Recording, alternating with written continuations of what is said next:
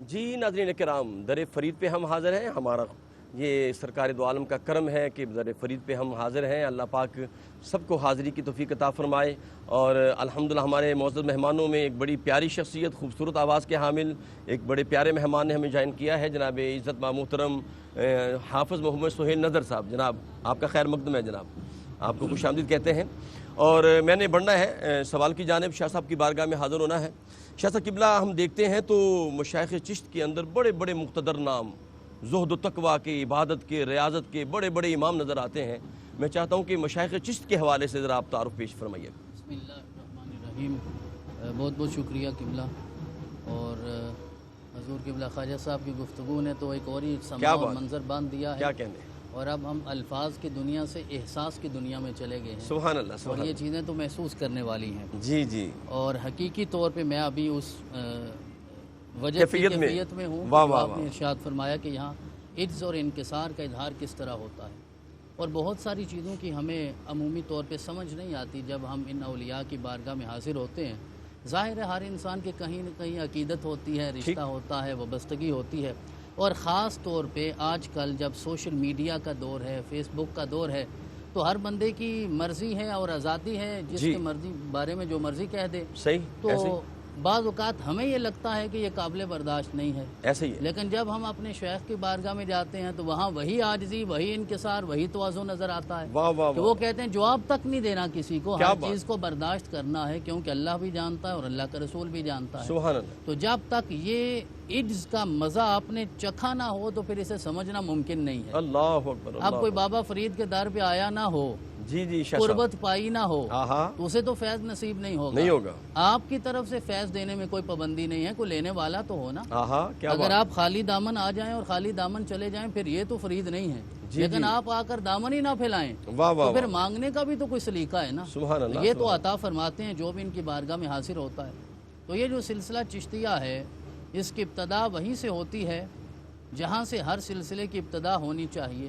جی. مولا کائنات سے، شیر خدا سے، تاجدار حل عطا سے، جناب علی المرتضیٰ علیہ السلام سے، آپ کی ذات گرامی سے یہ سلسلہ چلا. اللہ کریم کے محبوب رسول نے سب کچھ ہی تو علی کو عطا فرما دیا. اللہ نے جو کچھ آپ کو عطا فرمایا، آپ نے سب کچھ علی کو عطا فرمایا. بے شک بے شک. اگر حضرت سلیمان علیہ السلام کا ولی ہو آصف بن برخیہ، اور اس کے پاس زبور کا اتنا سا علم ہو تو وہ ہزاروں میل کی مسافت سے تخت لا سکتا ہے. جی بے شک. اگر سلیمان علیہ السلام کے ولی کی یہ طاقت ہے تو پھر محمد رسول اللہ کے علی کی طاقت کیا بات ہے. سبحان اللہ. جنہیں اللہ نے قرآن کے سارے علوم عطا فرما دیے. اور آپ نے حضرت ابن عباس کو یہاں تک ارشاد فرمایا کہ وہ با کا نقطہ میں ہوں، اور اللہ نے سارے علوم مجھے، ترجمان القرآن کو جس کے در پہ جا کے جھکنا پڑتا ہے. تو آپ نے وہی علوم، وہ ظاہریہ ہوں، وہ باطنیہ ہوں، وہ نقلیہ ہوں، وہ عقلیہ ہوں، وہ سارے علوم حضرت خواجہ حسن بصری کو عطا فرمائے. اور حضرت خواجہ حسن بصری سے یہ سلسلہ آگے بڑھتا ہے اور حضرت شیخ خواجہ عبدالواحد بن زید تک پہنچتا ہے. اور آپ نے یہ جو نسبت عشقیہ ہے جس کی طرف حضرت نے ارشاد فرمایا، یہ فیضان آگے بڑھتا ہے اور حضرت سیدنا فضیل بن ایاز تک جاتا ہے. اور فضیل بن ایاز وہ ہیں جنہوں نے جب یہ آیت سنی تھی الم یأن للذین آمنوا ان تخشع قلوبہم لذکر اللہ، آیتیں تو سارے سنتے ہیں اور سارے ہی پڑھتے ہیں. اب کسی کے دل کو میرا رب منتخب کر لیتا ہے. اب وہ حضرت فضیل بن ایاز کے بغیر یہ سلسلہ عشقیہ مکمل ہی نہیں ہوتا. کیسے انہوں نے توبہ کی اور اللہ کی بارگاہ میں حاضر ہوئے اور دل کیسے پاک اور صاف ہوا کہ آج جو پلید دل صاف ہونا چاہتا ہے اسے حضرت فضیل بن ایاز سے وابستہ ہونا پڑے گا. آپ نے یہی سلسلہ پھر آگے بڑھایا اور حضرت سیدنا ابراہیم بن ادم تک پہنچتا ہے. اور جناب ابراہیم بن ادم کے سارے واقعات تو ہر بندے نے سنے ہوئے ہیں. تو اس سلسلے میں جس ہستی کا بھی ہم ذکر کریں گے، حضرت ابراہیم بن ادم سے پھر آگے بڑھتا ہے اور حضرت حذیفہ مراشی پہ آتا ہے، حضرت ابو حبیرہ بصری پہ آتا ہے، حضرت خواجہ الشیخ ممشاد علب دیناوری پہ آتا ہے. اور یہ جو چشتیہ کی نسبت ہے یہ سب سے پہلے حضرت ابو اسحاق شامی کی طرف منسوب ہے.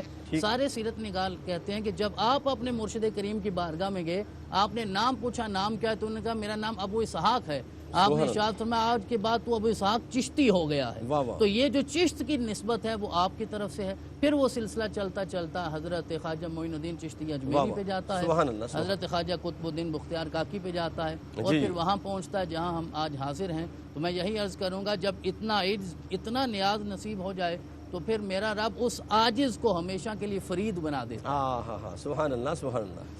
قبلہ ڈاکٹر صاحب آپ کی جانب بڑھنا ہے. شاہ صاحب کے مشائخ کا ذکر فرمایا ہے اور ایک بہت بڑی ہستی کا آپ نے نام لیا, حضرت خواجہ قطب الدین بختیار کاکی رحمۃ اللہ تعالیٰ علیہ. بہت بڑی ہستی, بہت بڑا نام, طریقت کے شاہ سوار ہیں, شریعت کے شاہ سوار ہیں. خواجہ صاحب کا بابا صاحب کا خواجہ صاحب کے ساتھ ایک قلبی لگاؤ تھا, رجحان تھا, میلان تھا. اس کے اندر کیا اسرار ہیں, میں چاہوں گا اس پہ ذرا روشنی ڈالیے. اصل میں جو پہلی ملاقات ہوتی ہے وہ حضرت بی بی کلثوم رضی اللہ تعالیٰ عنہ جو آپ کی والدہ محترمہ ہیں, ٹھیک, انہوں نے جب آپ کی ولادت ہوئی تو اسی وقت یہ چاہا کہ میں ان کی اعلیٰ تربیت کروں. ٹھیک ہے. ماؤں کی جو تربیت ہے یہ بہت بڑا رول کرتی ہے. صحیح. ماں ہو حضرت سیدنا امام حسین علیہ السلام, آپ کی بی بی سیدہ فاطمہ الزہرا, یا حضرت سیدنا غوث اعظم شیخ عبد القادر جیلانی آپ کی والدہ حضرت فاطمہ ہوں, یا حضرت بابا فرید الدین آپ کی والدہ حضرت قرسم ہوں, یا حضرت خواجہ نظام الدین اولیاء آپ کی والدہ حضرت زلیخا ہوں. ان سب میں یہ وصف مشترک ہے کہ انہوں نے سب سے بڑھ کر جس چیز پہ توجہ دی وہ اپنی اولاد کی تربیت ہے. تو تربیت کے لیے آپ نے گھر سے بھیج دیا ملتان شریف میں. تو وہاں ایک بہت بڑی ہستی تھی حضرت مولانا منہاج العابدین صاحب, ان کے ہاں جا کے آپ نے وہاں پہ پڑھنا شروع کر دیا, اور دوران تعلیم وہیں پر ہی ایک دن آپ پڑھ رہے تھے, وقت اشراق تھا, اور حضرت خواجہ قطب الدین بختیار کاکی رحمہ اللہ آپ تشریف لائے. سبحان اللہ. جب دیکھا تو چہرے پہ نورانیت اتنی تھی کہ بس دیکھتے ہی آنکھوں میں اشارے ہو گئے, تم ہمارے ہم تمہارے ہو گئے. واہ واہ واہ. آپ نے وہاں پہ نوافل پڑھنے شروع کر دیے. بعد میں پوچھا کہ بیٹا کیا کرتے ہو؟ عرض کی حضور میں نافع پڑھتا ہوں. النافع ایک فقہ کی کتاب تھی. ٹھیک. تو کہا یہ تمہیں نفع دے گی؟ تو اب ادب دیکھیے جس کا قبلہ پیر صاحب نے ابھی اشارہ کیا تھا. کہا حضور آپ کی چشم عنایت ہوگی تو ضرور نفع دے گی. اللہ. تو یہ جواب بڑا پسند آیا, اسی سے سینے سے لگایا, تو پھر آگے سلسلے شروع ہو گئے. یہ مرشد اور مرید کی محبت تھی. پھر آپ نے بھی یہ فرمایا کہ بیٹا پہلے اپنا جو حصول علم کا سفر ہے اس کو مکمل کرو. ٹھیک ہے. یہ حضرت قبلہ پیر کرم شاہ صاحب الازہری آپ بھی ایک بڑا خوبصورت شعر پڑھا کرتے تھے.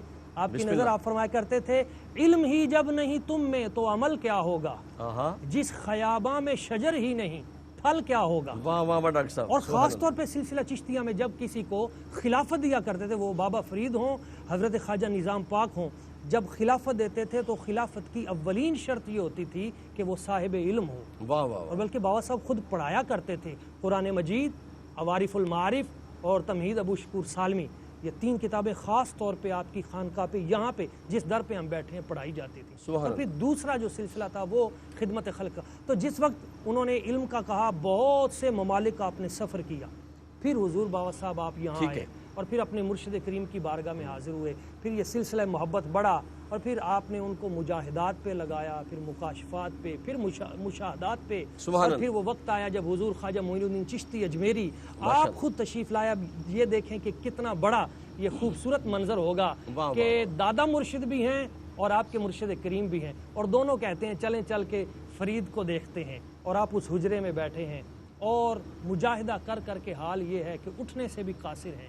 تو وہاں جا کے ایک ہاتھ حضور خواجہ معین الدین چشتی اجمیری آپ نے تھاما, ایک حضور خواجہ قطب الدین بختیار کاکی آپ نے تھاما اور اٹھایا.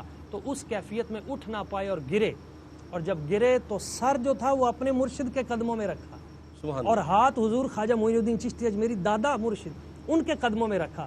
تو اس وقت حضرت خواجہ معین الدین چشتی اجمیری آپ نے فرمایا کہ یہ وہ شہباز ہے جو سدرۃ المنتہا سے نیچے کبھی کھانے نہیں ہوگا. یہ اس مقام کا ہے اور اس کا نور پورے 4 دانگ عالم میں پھیلے گا. پھر ان کو عطا کر دو تو اس موقع پہ پھر آپ کو یہ سارے سلسلے اور برکتیں یہ ساری آپ کے مرشد کریم نے عطا کی. یہ وہ محبت کا سلسلہ تھا جس کو آپ نے ہمیشہ یاد رکھا. سبحان اللہ. سلسلہ خیر کو آگے بڑھایا. کیا کہنے. ناظرین کرام قبلہ ڈاکٹر صاحب کی بڑی خوبصورت گفتگو ہے, اور یہ جو طریقت کا تاج ملتا ہے, شریعت کا تاج ملتا ہے, اس کی جو بنیاد ہے وہ علم ہے, عاجزی ہے, انکساری ہے, ادب ہے. تو جب یہ چیزیں مل جاتی ہیں, حضور غوث پاک بھی فرماتے ہیں نا, درست علما حتی صرت قطبا, علم بنیاد ہے, فرمایا کہ میں علم حاصل کرتا گیا یہاں کے رب کائنات نے مجھے قطبیت کا درجہ عطا فرما دیا۔ ہمارے ساتھ تشریف فرما ہے داتا کے نگر لاہور سے تشریف لائے جناب عزت مآب محترم حافظ محمد سہیل نظر صاحب، میں ان کی طرف نظر ہے، حضور کی بارگاہ میں گلہائے عقیدت پیش کیجیے، بسم اللہ جی۔ بحر و بر کا کرم چاہتا ہوں، شہ بحر و بر کا کرم چاہتا ہوں، شہ بحر و بر کا کرم چاہتا ہوں، یہ سر اور ان کا قدم چاہتا ہوں، شہ بحر و بر کا کرم چاہتا ہوں، ہو ورد زبان آپ کا نام نامی،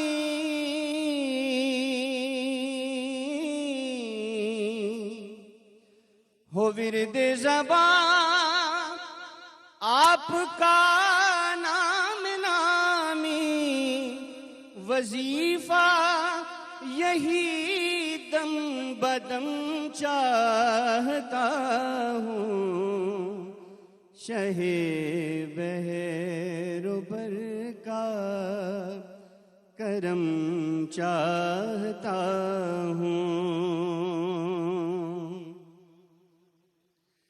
ازل سے ہوں میں خانہ زاد محمد،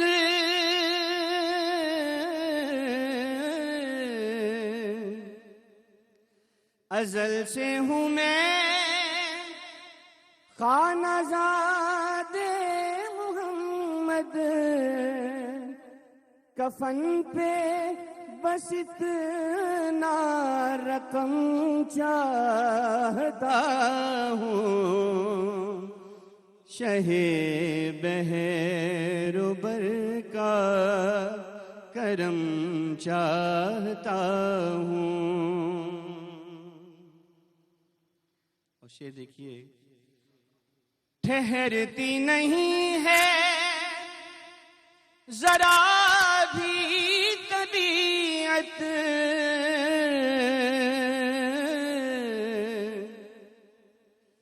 ٹھہرتی نہیں ہے ذرا بھی طبیعت، میں تھوڑی سی خاک حرم چاہتا ہوں، شہ بحر و بر کا کرم چاہتا ہوں، رہے قطب کی لاج بھی میرے آقا،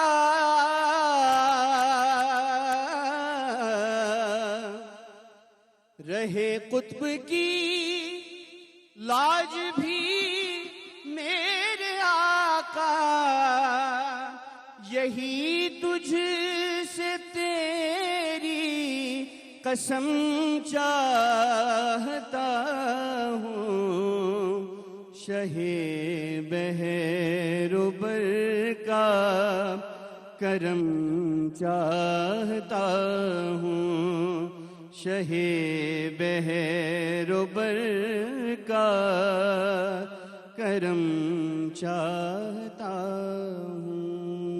کیا بات ہے، کیا کہنے، کرم چاہتا ہوں اور خاک حرم چاہتا ہوں۔ آج تو خواجہ صاحب چھائے ہوئے ہیں اور یہ کرم ہے بابا صاحب کا آپ پہ، اور میری بھی خواہشہ دعا یہ ہے کہ مولا خلد کے بدلے ہمیں خاک مدینہ دے دے، مولا خلد کے بدلے ہمیں خاک مدینہ دے دے، لے لے کونین بس محمد کا پسینہ دے دے۔